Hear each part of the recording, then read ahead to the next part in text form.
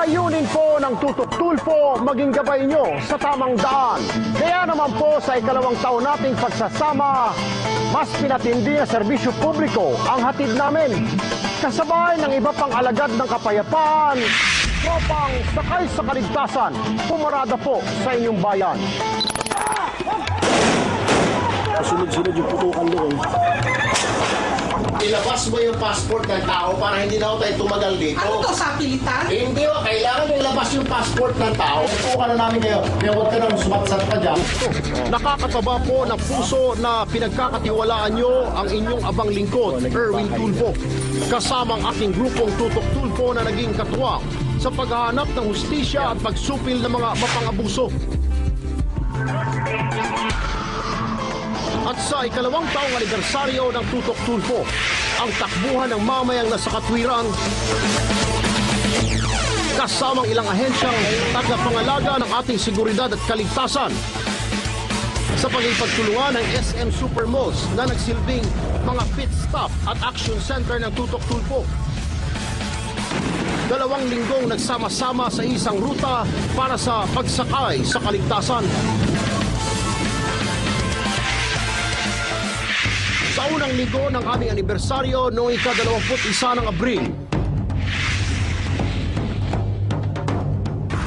mula sa punong istasyon na naghahatid sa inyo ng aksyon at solusyon,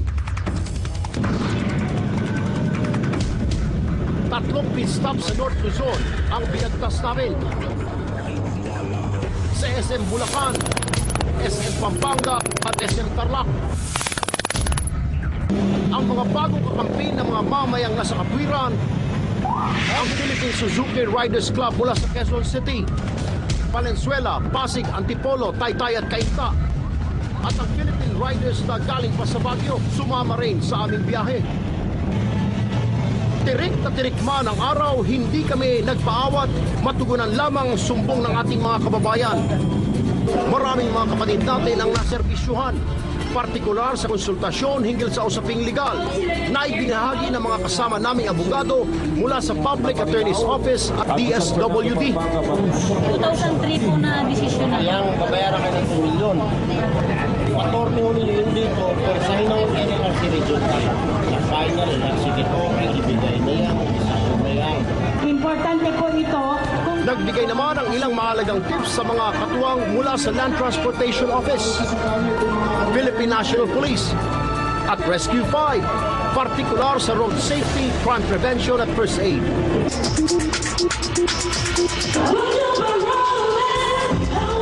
May konting sorpresa rin na labis na kinagiliwan ng mga nagsidalo.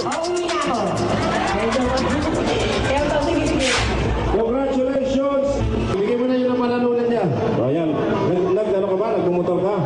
O sige, okay. Ingat ha. At ang espesyal na araw na ito, nararapat lamang isalitrato. Kaya ako din dito, gusto ko na mapalapit sa inyo. Yung servisyo publiko po, inilalapit na namin sa inyo. Hindi na po kayo kailangan pumunta sa amin, batos kayo po ay narito na ngayon para dalhin po kung ano mga problema yun. Pangalawang linggo na pagsakay tungo sa kaligtasan, South Luzon naman ang naging ruta namin. Kasama ang mga katuwang natin sa pag-aatid ng serbisyo publiko. Ang mga kawani ng Land Transportation Office o LTO Flying Squad, Highway Patrol Group. At ang mga bago nating mata sa kaayusan sa lansangan, ang Philippine Riders Association. At ang walang sawang pagsuporta ng News 5, Radyo 5 Team, at ng Rescue 5. Nilibot namin ang mga bayan ng Molino at Dasmariñas sa Cavite at ang bayan ng Santa Rosa sa Laguna para kami na mismo ang maghatid sa inyo ng solusyon sa inyong mga problema. Pagdating namin sa SM Molino, naging mainit ang pagtanggap sa amin ng publiko. Mr. Erwin Tulfo, mga kaibigan. Personal kong tinugunan ng mga reklamo ng mga tao mula sa mga natakbuhan sa aksidente, problema sa toda, hanggang sa mga sigalot sa kaso. Nakaagapay ang Tutok Tulfo para tingin ang inyong reklamo.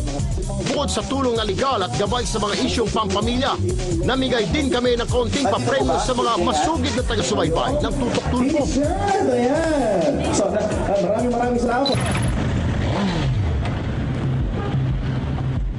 Tanghaling tapat ng bagtasin namin ang daan patungong SM Dasmariñas. Naglalagablab man ang sinag ng araw. Pagdating sa pit stop, mas matindi naman ang mainit na pagtanggap ng mga tao sa amin na siyang pumatid ng aming pagod. Nakatutuwang isipin ang dami ng mga tao na titiwalang matugunan namin ang kanilang mga problema. Ito maraming jeep na dumadaan eh. Tapos ang suot mo ay labas pusod. Hindi rin nagpahuli ang mga katuwang natin sa Philippine National Police sa pagbibigay ng crime prevention tips. Kayo, makakaasa po kayong mananatiling hindi po malalaman ng ibang inyong identity.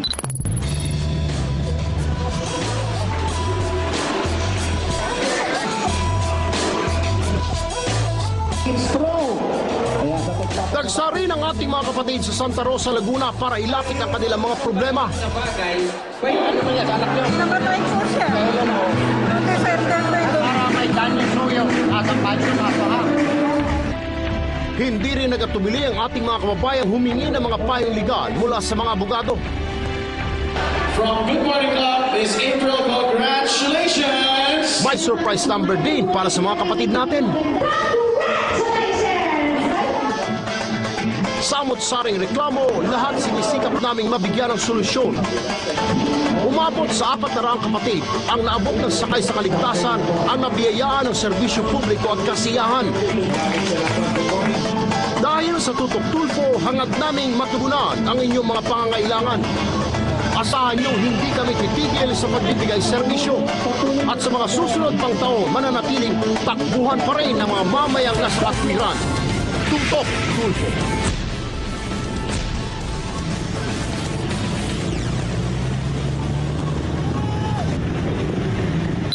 Hindi rito nagtatapos ang aming serbisyo publiko dahil misyon ko ang sagot sa maliit o malaking problema.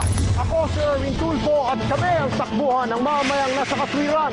Ito ang tatak ng totoong aksyon na sasagot sa mga kasong nangangailangan ng Tutok Tulfo.